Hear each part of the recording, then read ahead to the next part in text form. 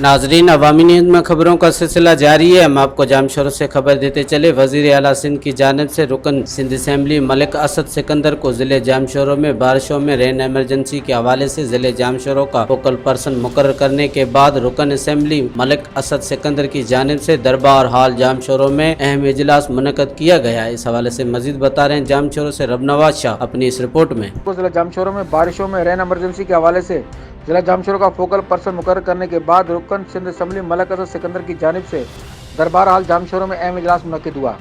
इजलास में deputy commissioner Jamshoro capital retired Fariduddin Mustafa, additional deputy commissioner 1 DHO Jamshoro, महकमा पब्लिक हेल्थ, इरीगेशन, बल्दिया, टाउन अफसरान और चेयरमैन के अलावा ज़िला भर के तमाम महकमों के अफसरान ने शिरकत की।